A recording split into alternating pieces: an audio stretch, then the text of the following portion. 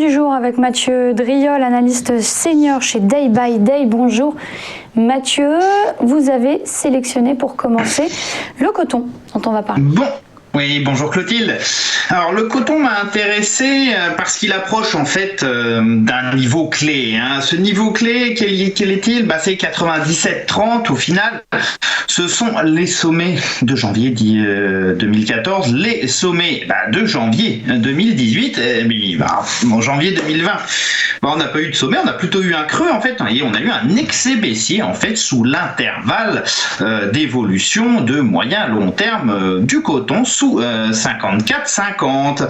Eh bien, le mouvement qui a suivi a été une impulsion particulièrement violente et les cours ont maintenant rejoint le niveau de résistance. Alors à chaque fois, on a eu des réactions baissières assez nettes. C'est encore le cas, pas sur cette bougie, mais depuis hier, en fait, le coton a corrigé.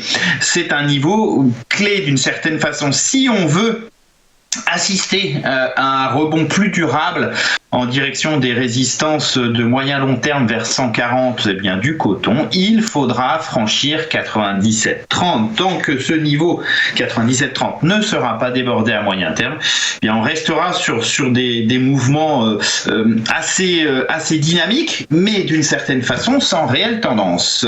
Donc si je me projette un petit peu, pour l'instant on a une réaction baissière sur 97,30, on a donc une chance de revenir entre 79 et 71. Et grosso modo, c'est sur le milieu de la consolidation que tout se jouera. Si on repart de l'avant, on aura de fortes chances de déborder 97 et puis de viser 113 et 140.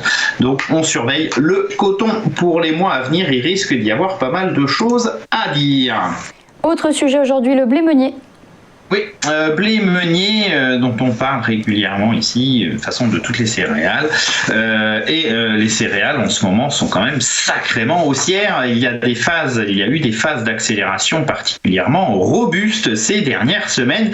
Le blé meunier n'a pas échappé à la règle. Les cours ont ainsi franchi 222. Qu'est-ce que c'est 222 ? Vous voyez là aussi, sommet de 2014, sommet de juillet 2018. Là aussi, on a testé et finalement, on a franchi. Les cours sont revenus se positionner sur ce niveau d'ancienne résistance. Il devient donc un nouveau support. On a une polarité et en analyse technique, lorsqu'on a des polarités, c'est qu'on est en tendance. Vous voyez, la dernière polarité, c'était aux alentours des 199, deux fois résistance, et puis on franchit, on revient se positionner dessus et on repart de l'avant.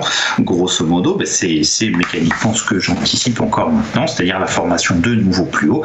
La prochaine résistance, c'est 254. La tendance haussière, elle est très très bien ancrée sur le blé meunier, surtout les céréales d'ailleurs en règle générale. Merci beaucoup Mathieu Driol. C'était la lettre de l'acheteur. Merci de nous avoir suivis. À suivre dans un instant le JT de vuedailleurs.com.